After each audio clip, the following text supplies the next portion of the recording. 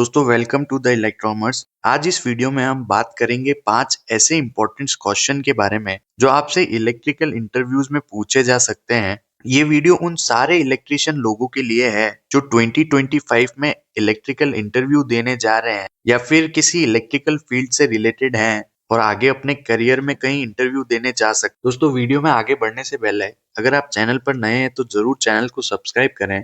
हम ऐसी ही electrical related videos आपके लिए लेकर आते रहते हैं। चलिए इस वीडियो को अब हम शुरू करते हैं। दोस्तों सबसे पहला जो क्वेश्चन है वो है एमसीबी के बारे में। आखिर एमसीबी क्या होती है, इसका क्या पर्पस होता है और इसके कितने टाइप्स होते हैं। दोस्तों ये क्वेश्चन आपसे इलेक्ट्रिकल इंटरव्यू में पूछा जा सकता है। तो सबसे पहले हम समझते हैं आखिर एमसीबी होती क्या है। एमसीबी का फुल फॉर्म होता है मिनिएचर सर्किट ब्रेकर। एमसीबी कुछ इस तरह की दिखाई देती है। एमसीबी का मेन काम होता है शॉर्ट सर्किट से बचाना। जब कभी किसी वायरिंग के अंदर शॉर्ट सर्किट होता है और वहां एमसीबी लगी होती है तो ये एमसीबी ट्रिप हो जाती है और आपके इलेक्ट्रिकल अप्लायंसेस और डिवाइसेस को जलने से बचाया जाता है। दोस्तों एमसीबी का इलेक्ट्रिकल टेक्नोलॉजीज में बहुत इंपॉर्टेंट रोल होता है और इसके बहुत सारे एप्लीकेशंस भी होते हैं। दोस्तों अब हम बात करते हैं आखिर एमसीबी के कितने टाइप्स होते हैं।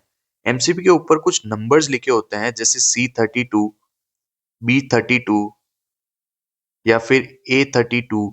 ये नंबर्स इस एमसीबी के टाइप को डिनोट करते हैं, यानी ये एमसीबी किस टाइप की है।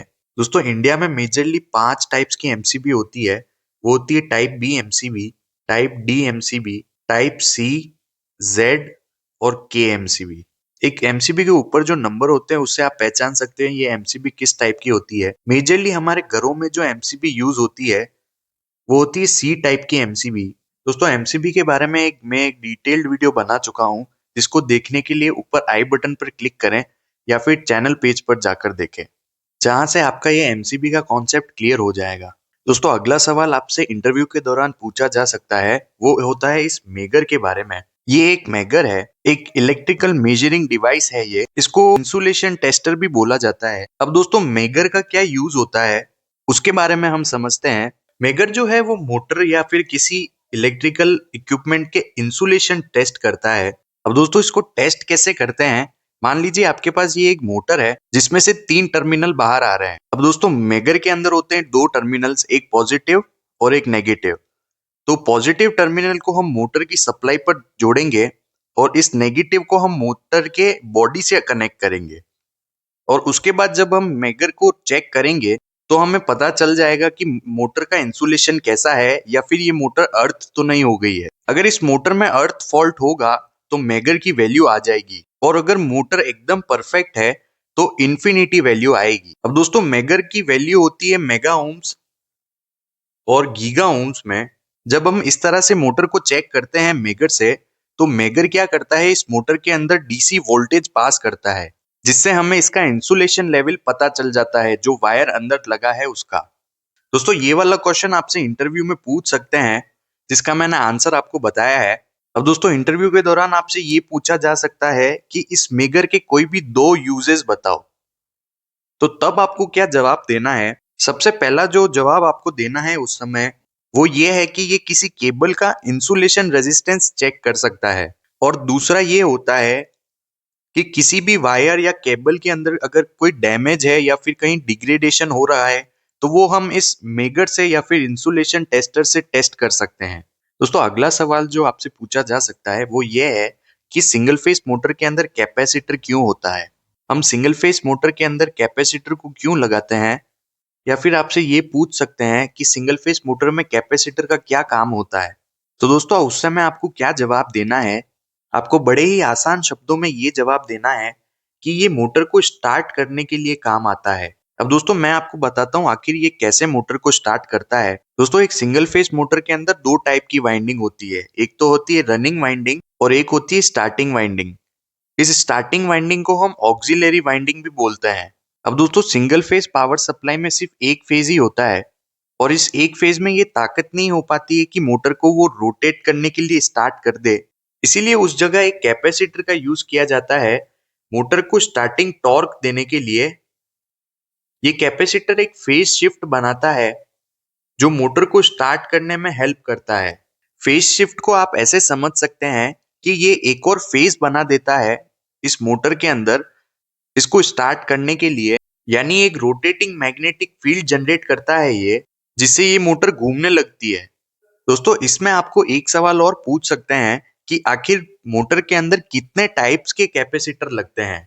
तो उस समय आपको क्या जवाब देना है। दोस्तों मोटर के अंदर दो टाइप के कैपेसिटर होते हैं, एक तो होता है रनिंग कैपेसिटर और एक होता है स्टार्टिंग कैपेसिटर। तो स्टार्टिंग कैपेसिटर का तो ये काम होता है कि ये मोटर को स्टार्ट करने में हेल्प करता है और फिर इसकी सप्लाई कट जाती है।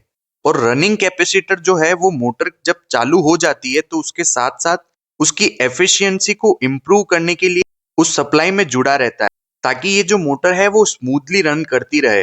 दोस्तों इंटरव्यू के नजरिए से ये भी एक काफी इंपॉर्टेंट सवाल होता है जो आपसे इंटरव्यू में पूछ सकते हैं। दोस्तों अगला जो सवाल आपसे पूछा जा सकता है वो ये होता है कि ग्राउंडिंग क्या होता है। कोई भी अगर इलेक्ट्रिकल इंटरव्यू देने जा रहा है तो उससे ये क्वेश्चन पूछ सकते हैं कि इलेक्ट्रिकल इंजीनियरिंग में ग्राउंडिंग किसको बोलते हैं। तो दोस्तों उस समय आपको क्या जवाब देना है। दोस्तों ग्राउंडिंग और अर्थिंग दोनों का एक मतलब होता है, लेकिन इनके बीच में कुछ डिफरेंसेस होते हैं। इन दोनों में जो सिमिलर चीज होती है वो ये होती है कि दोनों के अंदर जमीन के अंदर गड्ढा खोद के एक रॉड को यहाँ लगाया जाता है, जिसके पॉइंट को हम इलेक्ट्रिकल इक्विपमेंट से या डिवाइसेस से कनेक्ट करते हैं अर्थ वायर से। लेकिन दोस्तों आखिर एक ग्राउंडिंग का मतलब होता क्या है ये समझने के लिए हम एक एग्जांपल लेते हैं।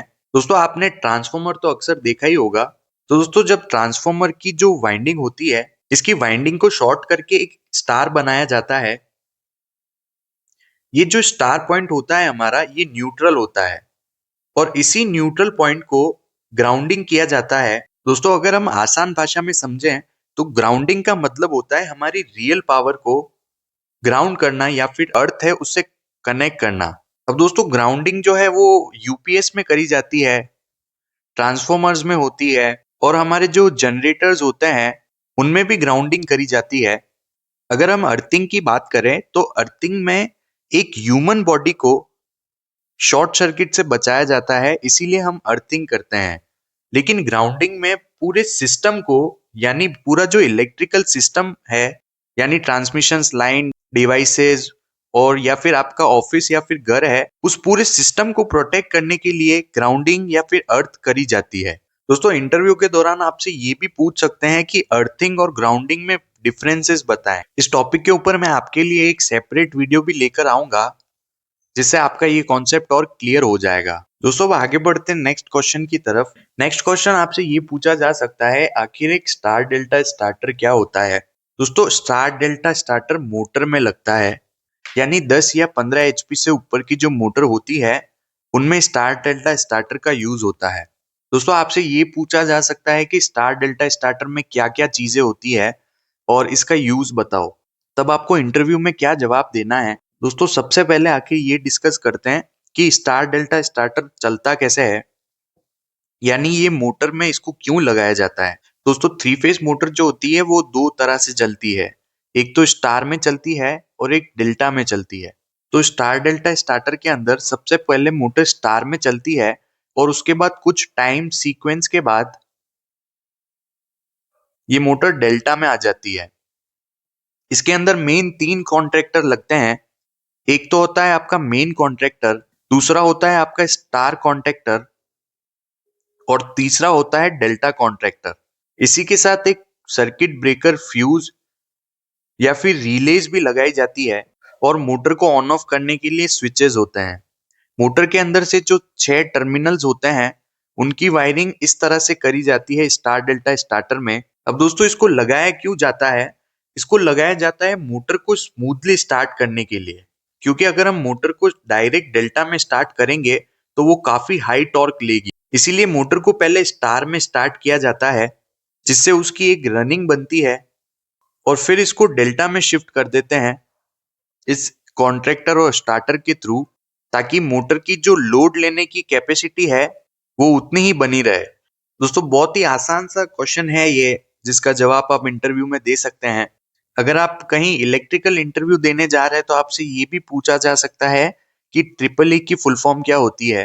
तो दोस्तों इसकी फुल फॉर्म होती है इलेक्ट्रॉनिक एंड इलेक्ट्रिकल इंजीनियरिंग।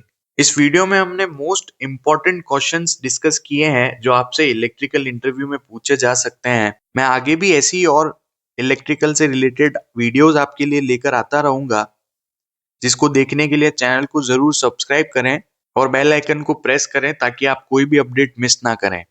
मिलते हैं दोस्तों नेक्स्ट वीडियो में। Thank you for watching.